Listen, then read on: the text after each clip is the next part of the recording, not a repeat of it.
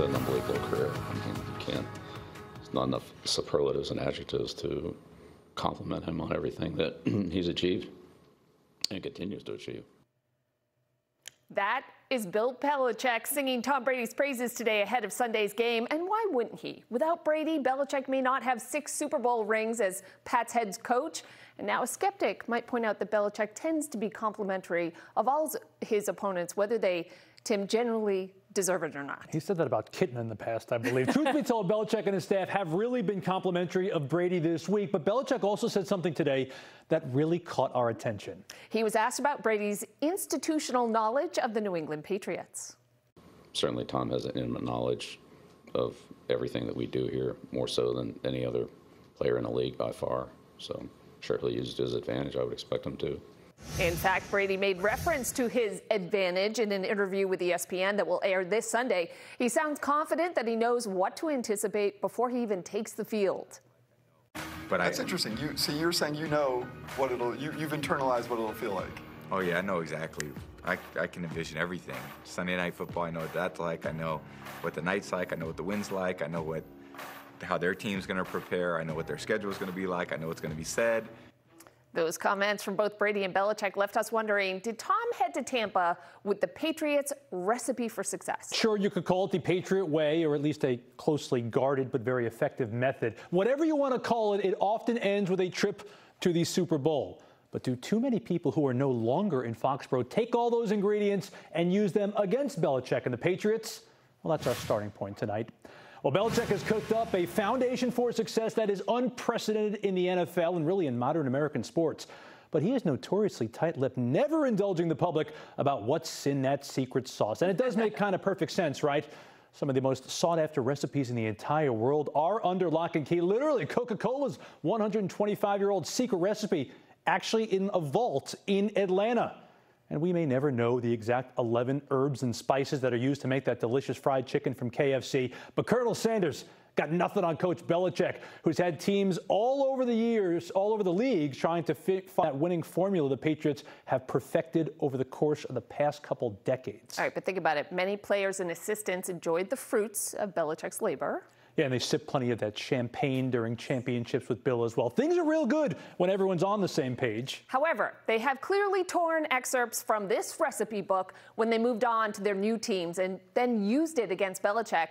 This is a guy who's won 70% of his games, but against former assistants turned head coaches, it's a wash. He loses half of those games. You take Mike Vrabel, who played for Belichick, right? As head coach in Tennessee, Vrabel is 2-0 against Bill, including beating the Patriots in the playoffs in what ended up being Brady's last game with New England. Let's go to Detroit. Matt Patricia was head coach for 2.5 atrocious years, losing twice as many games as he won, but somehow still beat Bill in his only game against the Pats. And you got Brian Flores, another longtime Patriots assistant, beating Bill Belichick every year since taking over as Dolphins head coach. He's got a losing record overall, but a winning record against the Patriots. And then there's Eric Mangini. Yes, he also beat Belichick in his first season as head coach of the Jets, also when he was coaching the Cleveland Browns. But more importantly, Mangini revealed a big secret in the Patriots' alleged playbook/cookbook.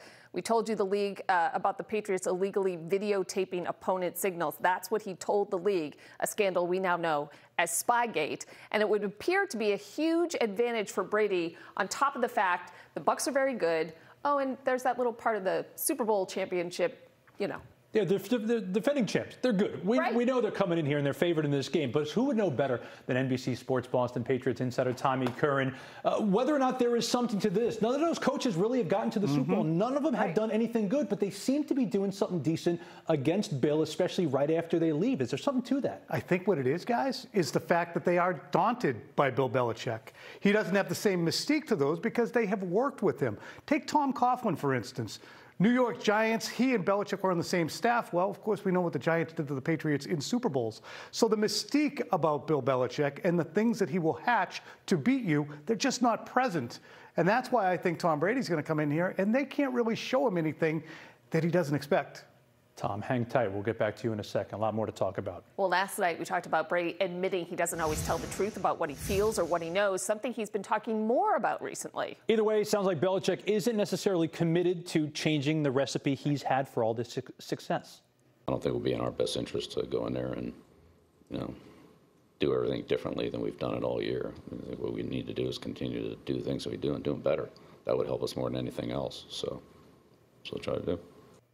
For Patriots fans, Brady's return will be bittersweet. For decades, we rejoiced when he would slice and dice defenses and use those skills now, though, however, to torch the Patriots secondary. So we went out to Gillette Stadium today, asked fans there if they're worried about Brady's intimate knowledge of Bill's temperament and his game plan and whether or not that would give him an edge. Well, I think they definitely know, and I'm sure they're telling the coaches of Tampa Bay what's going to happen Sunday.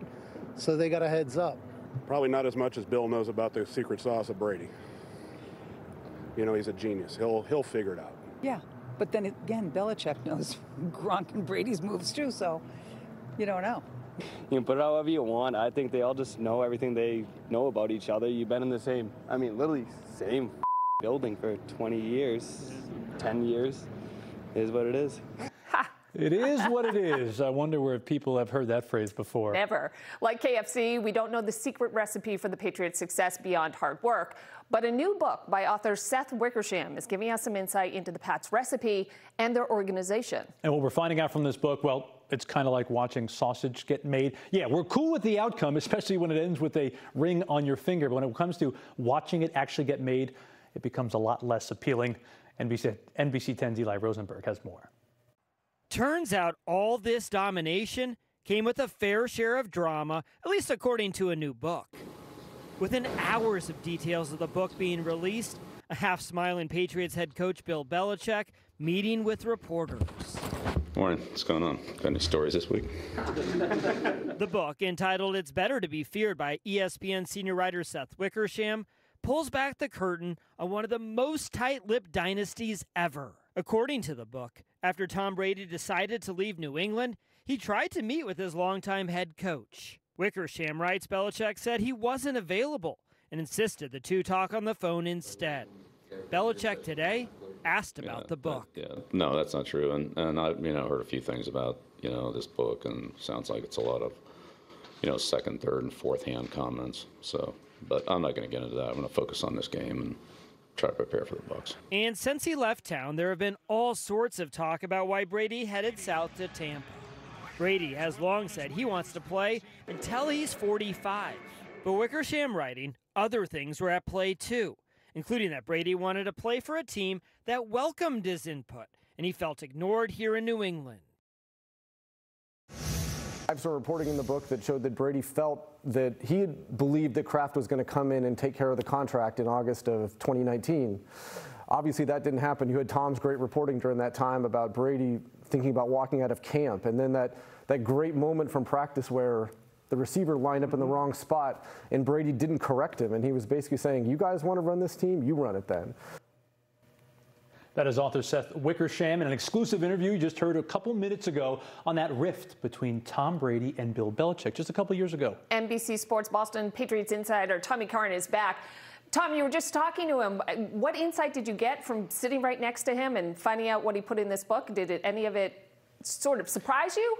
Some of it, JC. I think what we're going to get is much more anecdotal and behind-the-scenes detail than we've got. We've done a lot of reporting on the dysfunction that really began after the 2016 Super Bowl when Brady wanted to branch out and spread his wings with his businesses, and the fact that he wasn't getting the contract that he hoped for to let him finish his career here.